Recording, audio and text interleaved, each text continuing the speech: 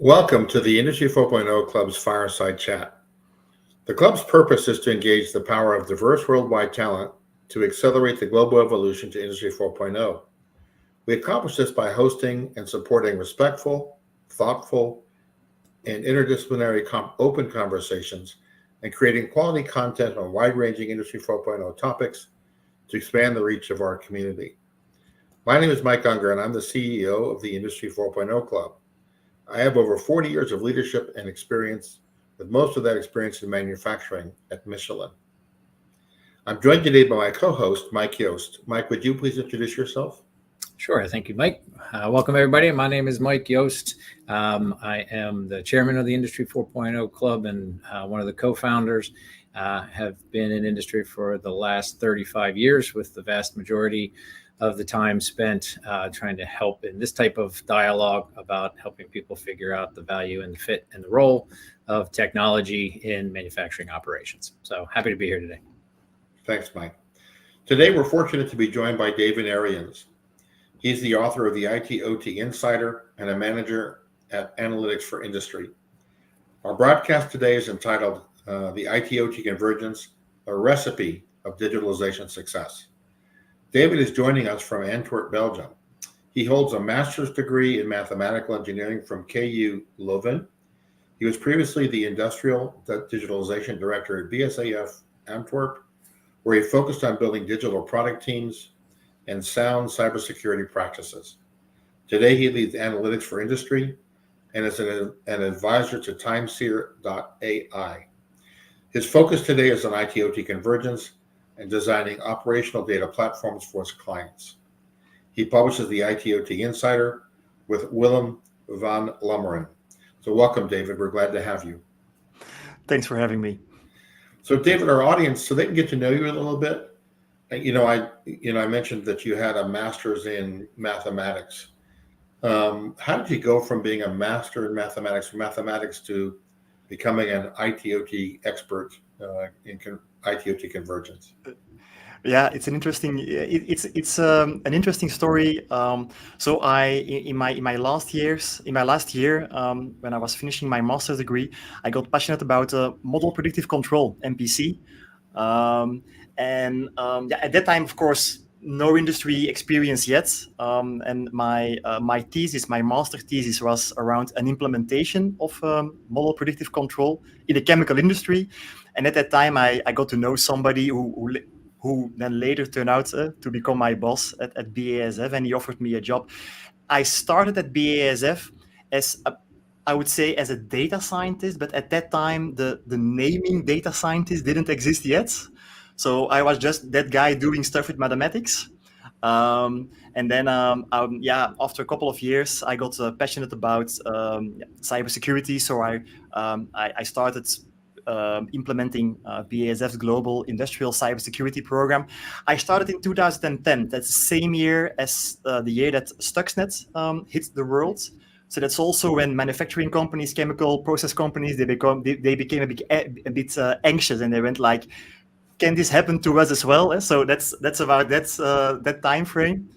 So then I first started within I would say cybersecurity, and then I got the availability to lead BASF's industrial digitalization team. So yeah, that's how I ended up coming, I would say, into the IT/OT world. First from a cybersecurity data perspective, then more from a systems perspective, and now actually again from a data perspective. So yeah. That's quite a journey. That's wonderful. No, I think it's always fascinating when we talk to folks on the Fireside Chat that where they start in terms of their education is not normally where they're working 10, 15, 20 years out. And I think it's always an interesting thing for folks to realize that the job that they have today won't be the job that they have tomorrow. So it's very interesting. Yeah, absolutely. And it's also, you also see this domain changing so fast, where I've always been very close to the more, I would say, to the SCADA DCS side of things. Mm-hmm. I've never actually worked within that domain, but I was always very close to these colleagues.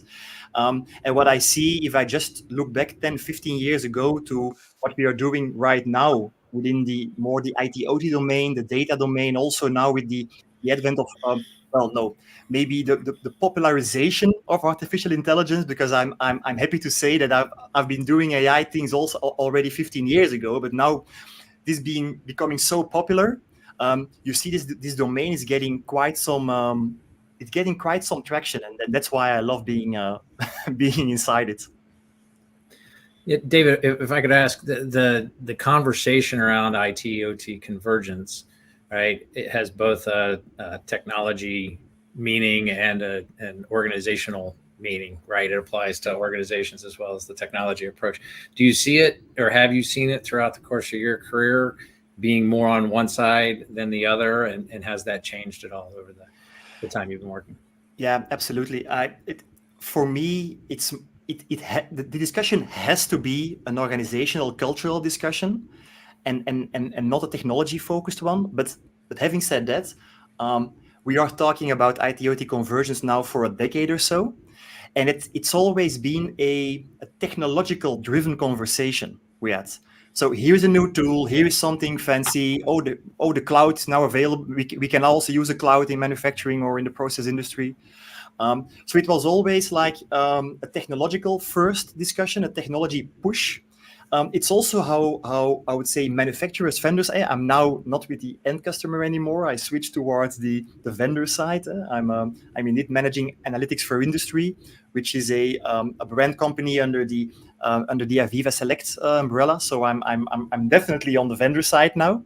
But what I see is that technologies are always like, here is something new and fancy, and we're gonna try to sell that into organizations.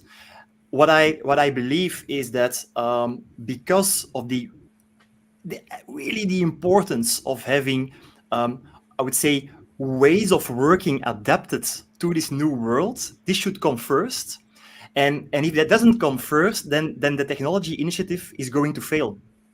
And I've seen it over and over again, where things are getting pushed, the organization is not ready, it fails, and then it's because of the technology. But that's not right. It's because of the organization. Right. Yeah, I think that's great insights for sure. I'm sorry, Mike, go ahead. No, I was just going to ask you, maybe you can jump to thinking about go back to the organization. I'm a big Simon Sinek fan, and I know you've thought about this as well, but as you know, he wrote the book, Start with the Why. And I'm real curious to get your insights into how do we describe, when it comes to digitalization, this idea of why, what, and how? Yeah, absolutely. I also love his books. And if I take a step back and I look to, I would say, the times where we did good projects, where we had a good management buy-in, where we had our users lined up, where we actually had users who wanted to, I would say, who were on the pull side. So they wanted to get certain solutions. It was always because we didn't start with the what, with the technology. We always started with the why. And I have a diagram. Maybe you can put it on the screen, Mike. Which the readers can find it on my blog on itotinsider.com with all the, I would say, the comments. But this one shows, I would say, let's call it the tension or the span between the why on the left side and the what on the right side. So the things we all feel very comfortable is the what. We want to talk AI, we want to talk data platforms and cloud and edge solutions and unified namespace, and you name it. So all I would say, the very interesting technology-focused things. So as engineers, we like technology, but also our vendors like to sell us this technology. Now, on the right side. Now, your management team, your board, your shareholders, actually, from a company, they live at the left side of this diagram. They live in the why, because in the end, it's about money, increasing profits. It's about ensuring license to operate, And it's also about, I would say, finding and keeping talent. Finding and you need to somehow find people and keep them within your organization. And those three things, these are the things your management teams, the board, shareholders should be concerned about. Now, if you then take one step deeper, I would say in the area where we are living in, we can definitely help increasing profits because we can really work towards optimal operations or towards flexible operating models, maybe even towards some kind of a futuristic lights out factory, which already happens in certain industries. We can also make sure that we help to somehow speed up learning or capture knowledge, these types of things.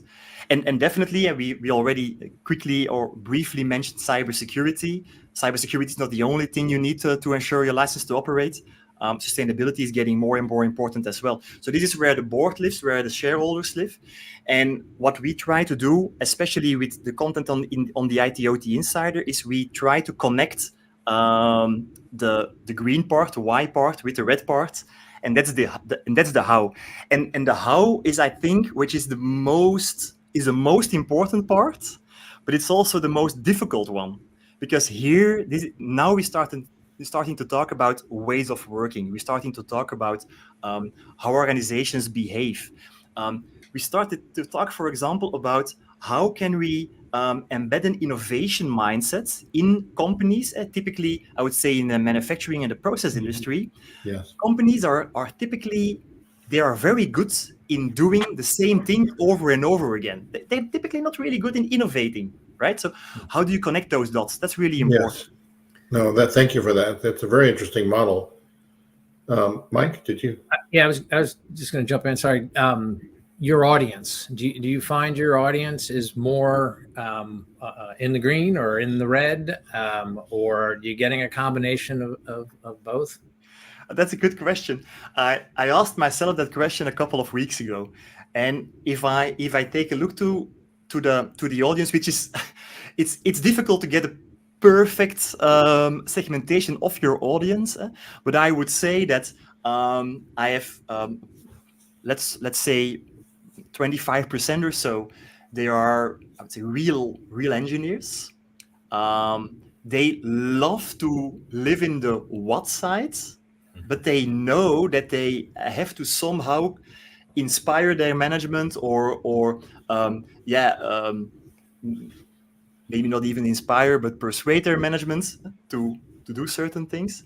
I would say 25% are people who are on a management, on a senior or an exec level. 25% are vendors. So this is now really interesting because the feedback it's always really cool because when I write about stuff, I always get messages of vendors going like, yeah, but we have a solution for this and we have a solution for that. And I go like, yeah, great. But the point is not that you have a solution. The point is how can you actually connect all the dots? And then 25% of, I would say, just random people where I go like, okay, good that you're interested in my content, but I don't really know where you're at in the organization. But yeah, and also you also see how people engage with the content. So we have quite some articles which are really focused more on the left side of this diagram. And then we are engaging with a certain audience. And when we write stuff more on the right side, we're actually engaging with a totally different audience. So that's really cool. I think it's really important. And I don't think a lot of people understand that nuance.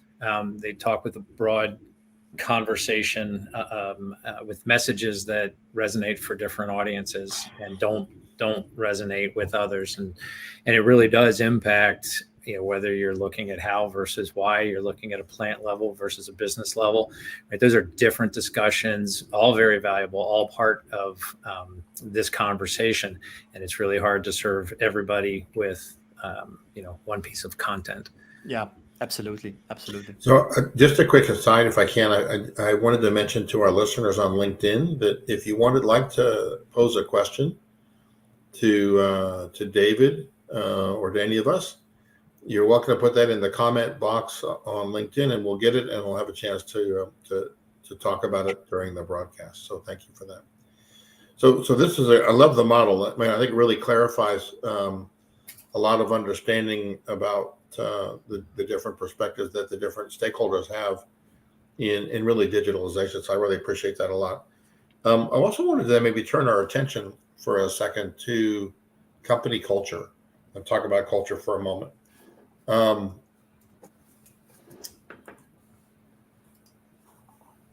What are some of the fundamental elements that you've seen in a company culture that lay the groundwork for successful IT/OT convergence? I think that's another question about that, because I think it's so we know about the why and the what, and those are important things to kind of perspective. But without a good culture, I've seen more failures of initiatives than you can just imagine. So maybe you could comment a little bit on that. Absolutely. Let me start with the reasons why I see these types of activities at corporation or convergence failing. Because I think it's important to take one step back, see why these things fail, learn from those failures, and then see okay, what are the things we can do differently. And one of the I lifted myself, but it's what I call applying Industry 2.0 thinking to Industry 4.0 problems. I already briefly touched that point a couple of minutes ago, but organizations, especially bigger organizations, they are machines. They are the only reason why you worked at Michelin, Mike. The only reason why Michelin survives is because it's able to produce tires at breakneck speeds, at a certain quality level, but in any case, they produce as much tires as they can to start to stay competitive. Mm-hmm. If you generalize that towards the industry, is that, and that's why I call that applying Industry 2.0 thinking to 4.0 problems, is that your typical management teams, they are used to think in we are the leadership, we know best. There's a certain hierarchy. It's still the time of Henry IV and you name it, right? So what I see happening is that if you start innovation projects, then somehow you need to make sure that you are able to have this innovative thinking embedded somehow in a company, but the company still needs to be able to produce. So you have this tension between Yes. the two. Well, and one of the I would say one of the, it's not really a model, but in any case, one of the things we wrote about is that divergence happens quicker than convergence. And here again is maybe one of the slides you can share, is that what you typically see is that, especially in our domain, you have the IT groups, the OT groups. Now, we can actually generalize OT also to operations in general. So you have I would say the silo who reports to the CIO, and you have the silo who reports to the COO, typically. Maybe via, but in any case, you have the CIO silo and the COO silo. In many organizations, engineering is part of the COO silo, but in some it's also part of an R&D organization. But in any case, mostly it's those two blocks. And what you see is that when you start and we work in silos because there is no trust, you hear that so many times when you talk to people from one of the other side. And I'm not saying that IT is better than OT or vice versa, but you hear saying like, yeah, but the other side, they don't understand, right? For some reason, because somebody from operations says, yeah, but they from IT, they never visit a plant, so they don't know how manufacturing or process looks like. Right. And IT, they go like, yeah, but they have all technology, or they are not organizing themselves as they should be. So what you typically see is this is the starting position in most organizations. And then you have this, there is a mandate to do stuff around digitalization. And that means that typically one side will start claiming the other. And in many, many cases today, it's IT who is starting to claim, I would say, a part of the operations OT organization. Why? Because today most questions start from data, artificial intelligence, data platforms. IT is typically the owner of data platforms. Now, okay, this is already for next week, but next week we want to talk really about data. Now, there are a lot of things to say, but typically we see that IT starts, and there is this, they claim a portion. And what you see is these statements like, we know better, our technology is newer, etc., etc. But the result is then mistrust. It's basically the organizations diverge even further from each other. Mike, it looks like there's some questions from the audience here. I was going to jump on that, Mike. Yeah. Do you want to have another question first, or you want to jump in? No. I was gonna point to Herman's question. If let's go ahead. Yeah. So Herman asks, what about engineering technology in this conversation, in this journey? Is it not a triangle that includes the engineering technology? And so, do you get pressed with that? How does this fit into your conversations, David? Yeah, it's a very good one. You could even argue that you have IT, OT, the business, and engineering. So there are quite a lot of, I would say, variations on this theme. Now, the interesting thing here is that I would say, as I said, in many organizations, I see engineering more as part of the operations sides. So let's, in this diagram, for the sake of the discussion, generalize OT to operations.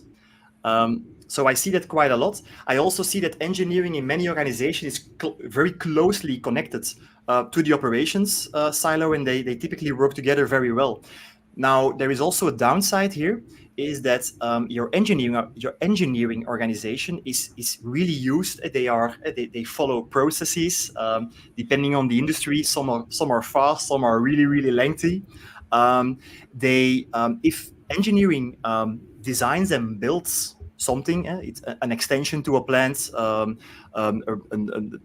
would say Big Bang DCS migration, a new line, a new plant, greenfield, whatever. They do that very thoroughly. So I would say most engineering organizations, they apply a waterfall way of working, waterfall way of thinking. Everything gets tested, gets simulated, etc., etc. Big problem here is that in the more IT/OT side of things, and definitely on the IT side, I would say the way we are going to solve a problem typically is, I would say, in the beginning, not known to us. We need to figure that out while we are taking steps. We want to focus on a certain outcome, but we don't really want to focus on the path towards that outcome. So what I see is that to summarize, while engineering technology could indeed be seen as a third circle, I think what is better is that we take a step back, take a look at it from a use case perspective, and say, okay, for this use case, we're working between operations and IT, but you can draw the same diagram for a certain use case between engineering and IT, or engineering and operations. And then it becomes a bit, I would say, more simple to explain. I don't know whether that makes sense. Yeah, I would just comment that the last question on there was, is it not a triangle? And I think the argument absolutely could be made, right? Because there's certainly, from a message perspective and a vision perspective, we're talking digital thread, we're talking model-based engineering, model-based design, and it seems as the engineering and design side of things should easily flow into the operations world, and but the reality is, I think there's a lot there that's still very visionary, and I think there's a lot there that's still culturally, organizationally, the worlds struggle to work together. So. Just one simple thing here is, for example, master data management. Yep. That's we can talk an hour about master data management. Oh, sure. But that's already like a point where there are quite some discussions and there are so many tools available. But if you look to many organizations, the way they deal with master data management is in many cases still very siloed. Okay. Yeah, I wanted to throw up also this question we received from Shreen, and I'm not sure, Shreen Avesi, I hope I didn't mispronounce your name, sir.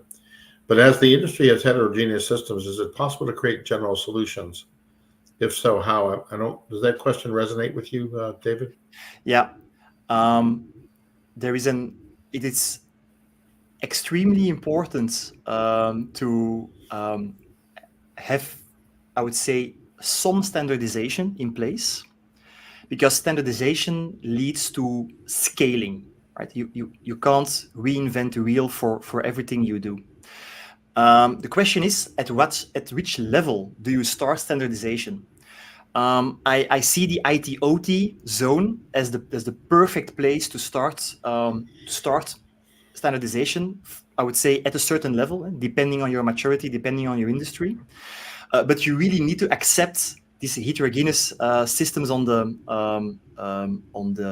your backend, different vendors, different versions.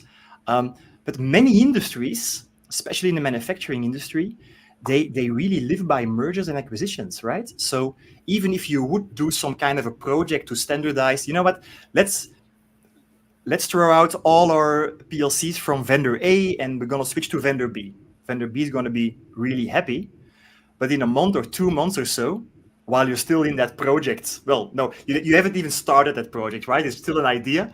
But then the board comes up with a new acquisition, and then suddenly you're facing vendor C as well. So you need to accept that it will always be part of our industry.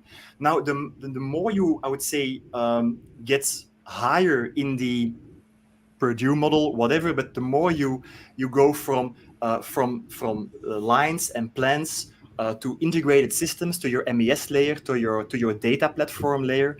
I'm not using the word historian anymore, because I don't think an historian is the solution. It's always a combination of different components. But the more you go towards your data platform layer, you do need standardization, and you do want to make sure that users of that data, either in your operations environment or within R&D, or people who are running AI models or data scientists and so on, they can actually start making sense of that data. So the higher you go, I would say, in your systems, in your Purdue model, the more you need to standardize, in my opinion. And I would just piggyback on that and say that the value add, or the ability to have focused solutions does come into play the higher up you go, and the value add that you are delivering, right? A lot of the applications that exist today in manufacturing have to do a lot of the same plumbing. So they're connecting and to the same machines, and they're storing it themselves, multiple systems that are doing a whole lot of infrastructure from a data perspective that is really not value add. It's necessary to have the data and then to provide the specific functions on top of it. So there's a lot of work underway nowadays from a data platform perspective, and a collection and modeling perspective, so that you can get to the point where the focus is on the true differentiation with a common data platform underneath it. So, David, I did have one question I wanted to throw at you before we come to the end here. I was part of a nonprofit back in the early 2000s, and in our 2008 annual conference, we had proposed the theme of convergence. We weren't calling it OT back then, but talking about this topic of IT/OT convergence, we had proposed it as the theme for the annual conference, and the board shot that down because they said, it's 2008. Nobody wants to talk about convergence nowadays. That's old. That's passé. So your reaction, is this still a relevant issue for folks? Yeah, I think I have to stop my work now. Delete the website. Right. Oh no, absolutely. And I heard that so many times before. Now, actually, I didn't hear that in 2008. So your management team at that time was really one of probably one of the first who were saying that. It was a nonprofit group of solution providers. So yeah, but it's absolutely, yes. So I would say IT/OT convergence is more or less the same age as Industry 4.0 type of words or high or the I 4.0 hype. what I see is that when I take a look back 10 years or so, IT/OT convergence was, in my opinion, primarily driven by cybersecurity. And if you take one step deeper, by the need to connect devices. So when people talked about converging IT and OT, it was typically about connecting a wire and then securing the data which flowed through that wire. What I then saw was, security became in the beginning. It was really driven by operations needs, but then IT also came in, which definitely makes sense because I think cybersecurity needs to be owned by the CISO, by the IT organization, or if you have a separate organization, definitely it should be there. But you also need people from the operations side who really understand the industrial protocols. And what I saw was a bit, I would say, the concept around IT/OT convergence became, I would say, more common in certain companies, and in others, definitely not. Others, they just kept on fighting. What I see happening right now is with the data platform thing being hot and trendy, the cloud coming in, artificial intelligence, etc., is that IT/OT convergence becomes again something which is crucial to take those steps.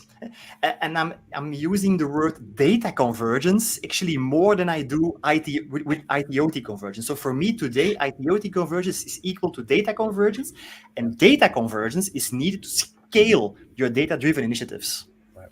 So it is super relevant, and I'm talking to quite a lot of organizations, and what I can see today is that most organizations, they still live in their silos. So it is really relevant. Yeah, for sure. So just for the group, we've been talking for about a half an hour now with David Ariens from the IT/OT Insider. He's joining us from Antwerp, Belgium, so we're glad to have him. And we're talking about really this idea of how do we create digitalization success. So one of the things that, a lot of companies have been on this journey. Mike, you shared 2008. I mean, it's 16 years now. Holy cow. But how long does it take to bring organizations like IT and OT together? And if a company is out, quote unquote, on that journey, and we were talking about this earlier, how do they accelerate that journey? What are some things they can do? Yeah, it's hard to say. Does it take? Well, it doesn't take months. It takes years. But it's so dependent on your, I would say, your management, the buy-in from your management, the mandate you get from your management teams, and the fact that they understand that the way you work within that data convergence teams, those innovation teams, it's different than the way you operate at plants. And what me and Willem, my co-writer, co-founder of the blog, what we did in the last years is we actually took a look over the fence, over the wall, to IT, because we sometimes think that we are unique with the challenges we have, but that's not right. Because if you go back in time 15, 20 years, for some companies 10 years, IT was actually facing very similar dilemmas. At that point in time, within IT, you had a development silo and you had an operations, an infrastructure silo. And they also didn't work together. And that also created quite a lot of fuss and quite a lot of problems. Now, there was one thing which made it a little bit easier, is because they both reported to the CIO. So they had, I would say, one reporting line less, but okay. And what actually changed those ways of working was, for example, the advent of DevOps, which really turned the entire IT world upside down. Later on, there were also concepts, for example, something called team topologies was also introduced in the IT world. And for those who are interested, on my blog, you find a library, and there are very, very good books you can read if you want to know more about these topics. But so we borrowed those topics, And so because we saw the parallels, but also a couple of differences, we used those and we converted them into models which we believe work in the IT versus OT world. They are really simple. They are also, it's not rocket science, but it is something where I think we really need to understand that we need to take those best practices and adapt them. If you want to share my screen again, I've multiple models, but here are two very, very simple models.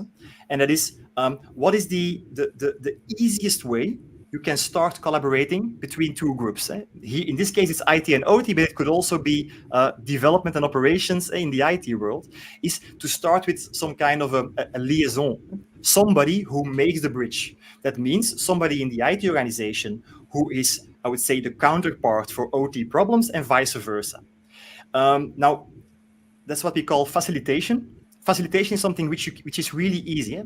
I've seen, for example, companies who they assign an IT architect and an OT architect. And those two architects, they need to work together.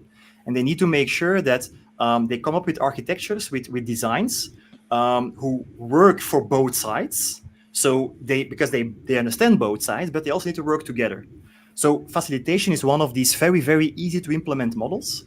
And once that starts growing, what you could do is to form a temporary project team.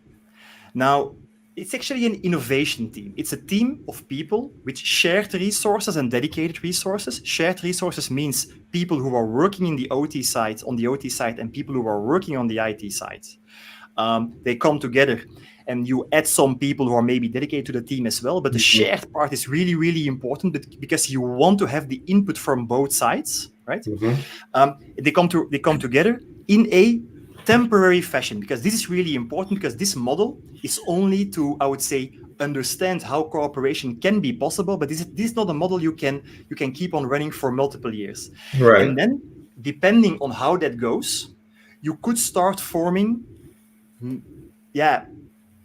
more definite teams within the IT or OT side, or maybe even bring IT and OT closely together. I don't really think that having a full convergence of IT and OT on top of each other is typically not going to work, in my opinion. Right. It's a lot.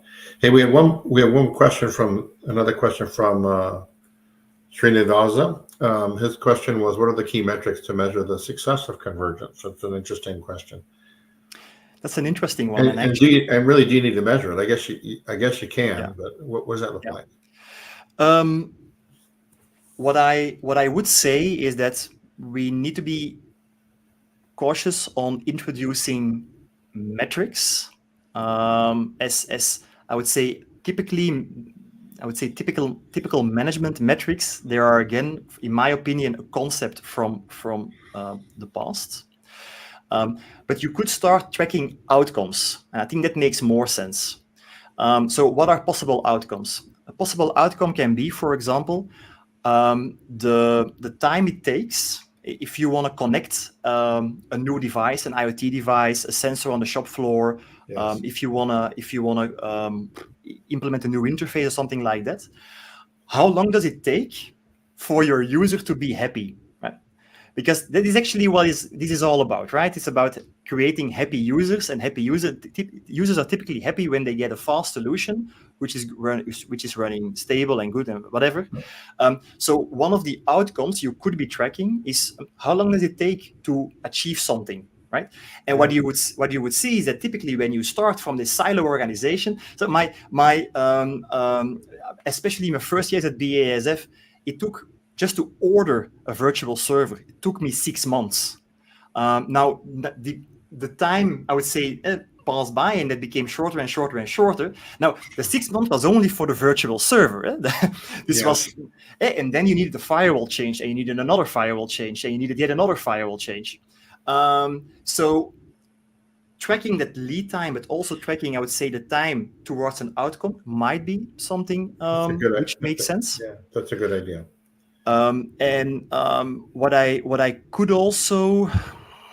What I would also do somehow is to I would say to track shared ways of working. That's a bit more difficult, but to somehow have a way where you see like, okay, the way we work together is getting closer and closer to each other.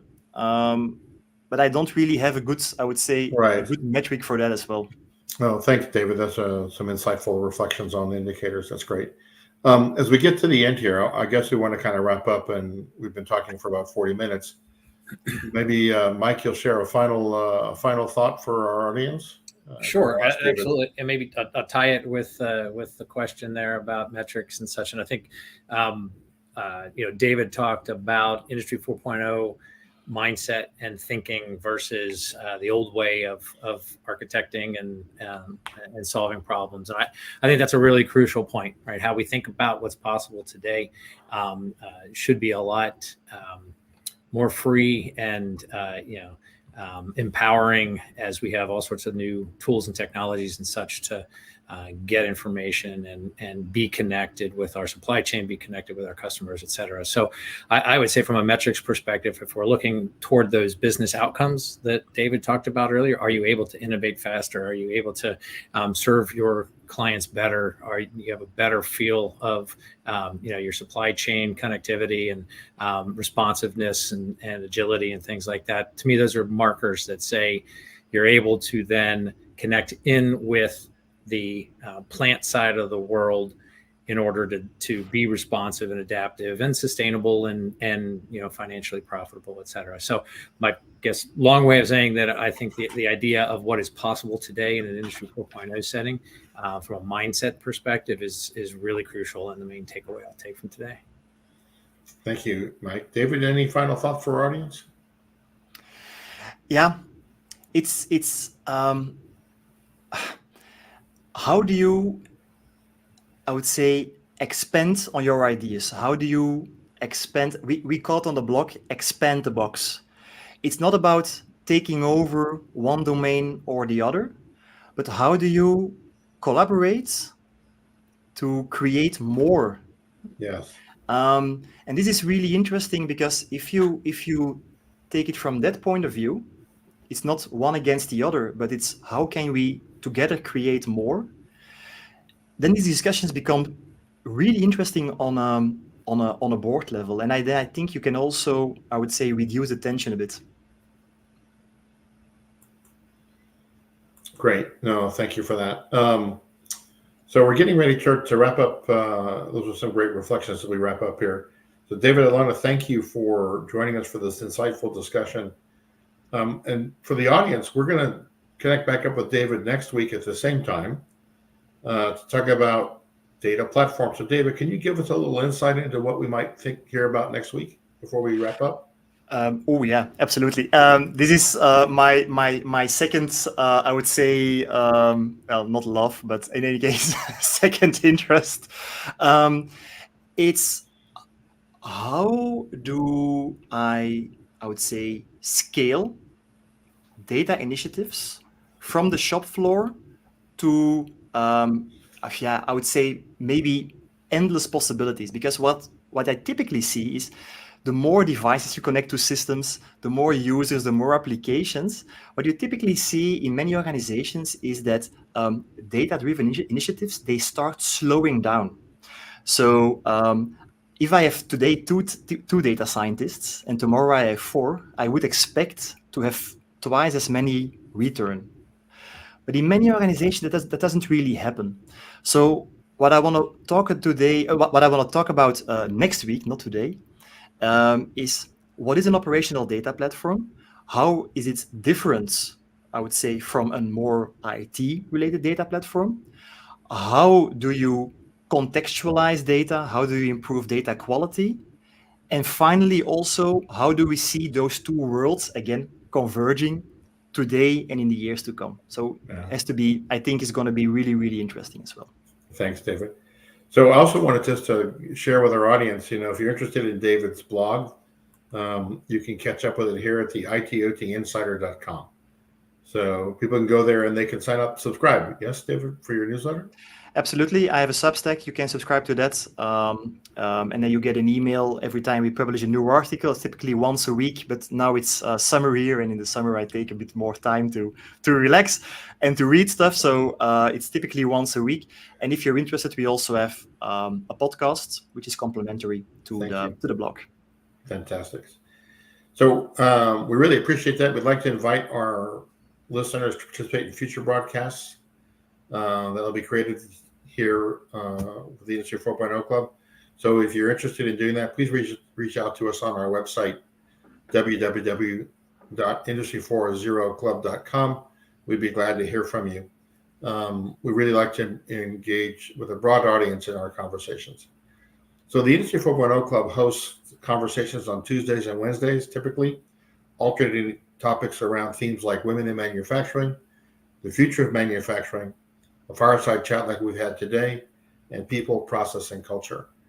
Again, I want to thank David and Mike for their time today and encourage you to join us next week for our next fireside chat with David and Mike as well. Thank you, guys. Have a great rest of the day and a good rest of the week. Thanks, everybody.